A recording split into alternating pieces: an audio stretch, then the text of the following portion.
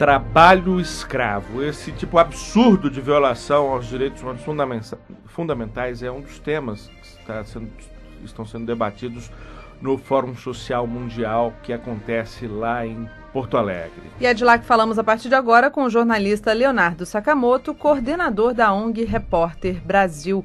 Ele é atualmente uma das principais referências nacionais na denúncia e no combate ao trabalho escravo que persiste principalmente nas áreas rurais. Muito bom dia, Leonardo Sakamoto. Muito obrigado por falar novamente conosco. Você que falou com a gente logo no comecinho dos trabalhos do Manhã no Parlamento. Excelente dia para você. Bom dia a todos e todas. Eu que agradeço o convite. Leonardo, bom, eu começo perguntando aonde. A gente sabe que esse problema é um problema bem complexo, né? Ele envolve desde daquelas relações de trabalho mais toscas que se observa no interior do país até uma forma sofisticada de, entre aspas, terceirização de trabalho, das grandes empresas se eximirem de algumas de suas responsabilidades trabalhistas. Eu queria perguntar para você o que é mais urgente. O tema todo é muito urgente, mas o que é mais urgente nesse tema do trabalho escravo? Olha, como você mesmo falou, o tema é complexo e o trabalho escravo incide em várias localidades. Eu estava ouvindo agora a entrevista do nobre deputado Valdir Colato e ele reclamando com relação à perseguição de proprietários rurais. Bem, é uma bobagem, porque trabalho escravo temos inclusive na minha cidade de São Paulo, né? E inclusive os casos mais famosos nos últimos tempos, né, que foram inclusive relatados por vocês, como o caso da Zara, Marisa, Pernambucanas e tantas outras lojas e magazines, são casos urbanos envolvendo imigrantes latino-americanos, principalmente bolivianos, que também são casos graves.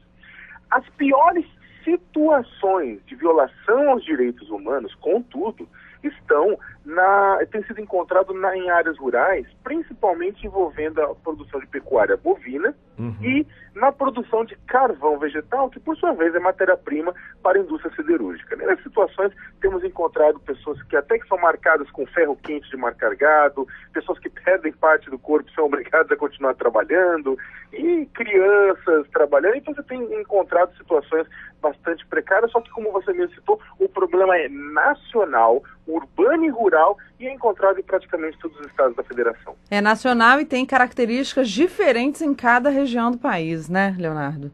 Sim, características diferentes em cada região do país, né? E aí isso dá mais trabalho, inclusive, para fazer esse combate, não é não? Sim, e cada região tem a sua... Porque cada região tem o seu foco de produção diferente. No sul tem sido encontrado eventualmente trabalho escravo na erva mate, na produção de pinos. Na região de expansão agrícola amazônica, na limpeza da área para a implementação de atividades agrícolas ou extrativistas, né?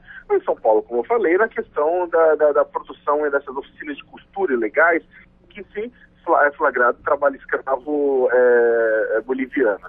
Agora, precisa para isso, é claro, estar constantemente em formação, atores públicos como procuradores do trabalho, auditores fiscais do trabalho, policiais federais, entre outros, para garantir o bom cumprimento dessas leis, né? A impunidade, que sempre alimenta muito o ciclo do crime, ela é um combustível, ela é digamos assim, responde por boa parte desses crimes no Brasil ainda? Ou a gente já vê esse cenário mudando? O trabalho escravo ele é sustentado por um tripé, que é impunidade, ganância e pobreza.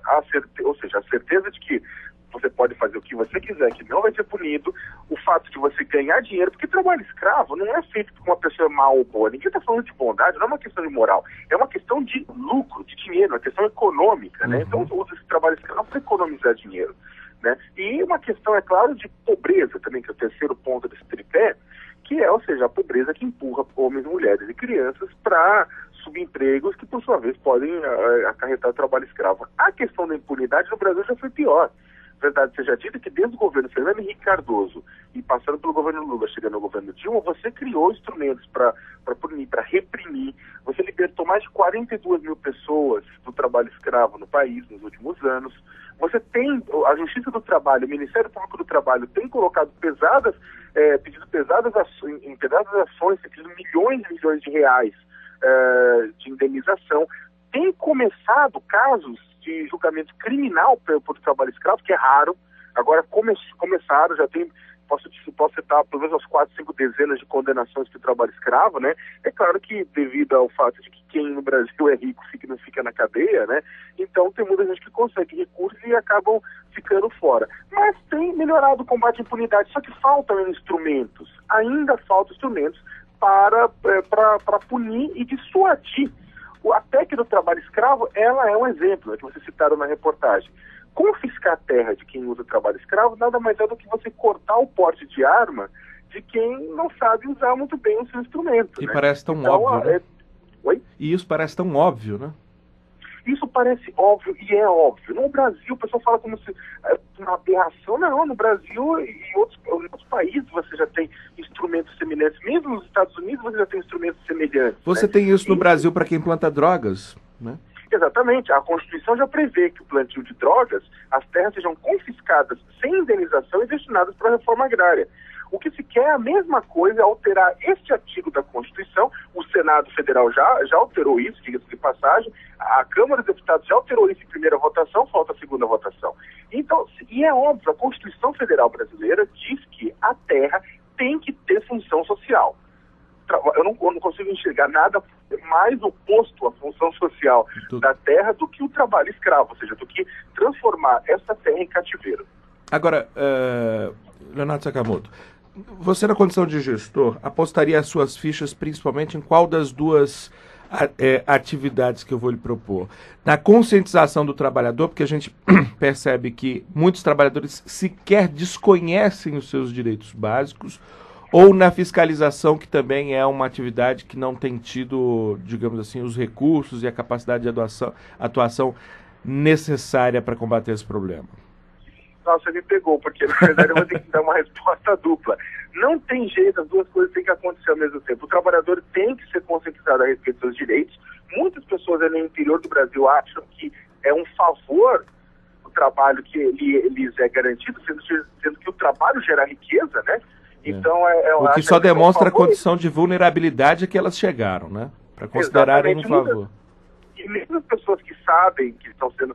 Tem muita gente também que, vamos ser sinceros, que fala que é consciente dos seus direitos, mas não vê outra opção a não ser se arriscar em busca de uma tentativa de uma vida melhor. Você tem que trabalhar na conscientização, tem que se garantir também fiscalização, ou seja, contratar fiscais de trabalho em número suficiente, garantindo para eles recursos, né?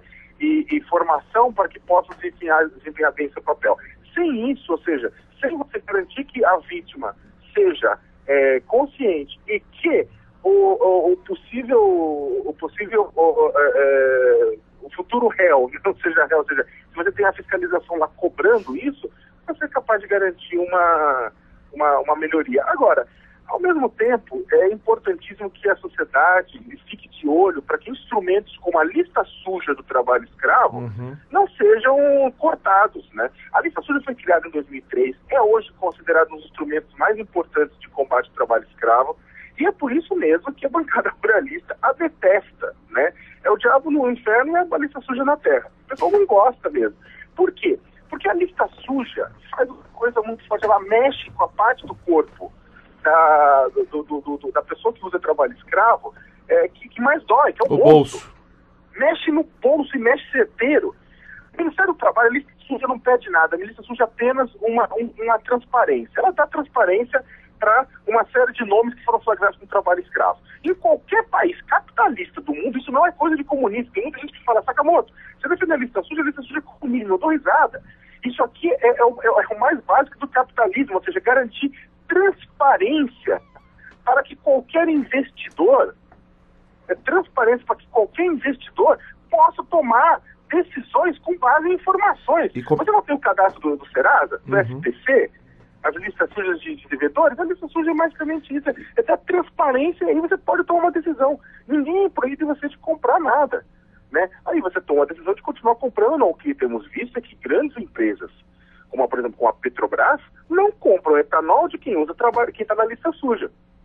Então, mostrando que não querem esse risco, né? Nós temos que garantir para as empresas brasileiras que saibam do risco que estão tomando, né? Agora, a bancada ruralista quer cortar isso, esse instrumento, né? Fragilizando inclusive as exportações brasileiras, porque o trabalho escravo é pouca gente que usa no Brasil, considerando o número grande de empregadores. Se você corta essa lista suja, qualquer forma vai poder falar, todo o etanol brasileiro tem trabalho escravo, que é uma aberração. Com a lista suja, vai lá, corta 10, acabou. Uhum. Leonardo, para a gente encerrar, uma última perguntinha. As discussões sobre isso aí no Fórum Social Mundial estão nessa vertente que você está trazendo aqui para a gente? Tem alguma novidade no que está sendo levantado, tratado? Tem sim. É bom que você tenha comentado. A discussão principal sobre o trabalho escravo no Fórum Social Mundial amanhã será às 2 horas da tarde, né? Dia 28, vai ter a presença do Procurador-Geral do Trabalho, presença do Juiz do Trabalho, Procuradores da República, da Ministra Maria do Rosário, né? Eu tenho a honra de mediar essa mesa. E ela vai discutir a questão do trabalho escravo e a questão do desenvolvimento sustentável, que inclusive é o mote da Rio+20, é o mote, quer dizer, do Fórum Social deste ano, né, que está preparando o terreno para a Rio+20, que é a Conferência de Desenvolvimento Sustentável da ONU, que será realizada no Rio de Janeiro em junho. E essa a discussão, porque trabalho escravo está totalmente relacionado com crimes ambientais. Parte do desmatamento ilegal na Amazônia, no Cerrado e no Pantanal é feito com trabalho escravo, né, por exemplo.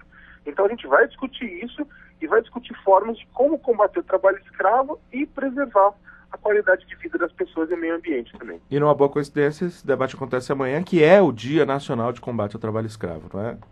Lembrando exatamente da morte dos 4 funcionários do Ministério do Trabalho e Emprego, 3 fiscais e motoristas, que foram mortos em Janaí durante uma fiscalização rural de rotina. Caso que ainda não teve o seu julgamento definitivo, né? Mais uma vez, muitíssimo obrigado a Leonardo Sakamoto, que é coordenador da ONG Repórter Brasil e que acabou se tornando uma referência quando o assunto é denúncia e debate desse grave problema que é o trabalho escravo no país. Leonardo, muitíssimo obrigado, um excelente dia para você. Eu agradeço a todo mundo e convido, lembrando a todos que quem estiver no Fórum Social Mundial venha a essa mesa amanhã às 2 horas da tarde.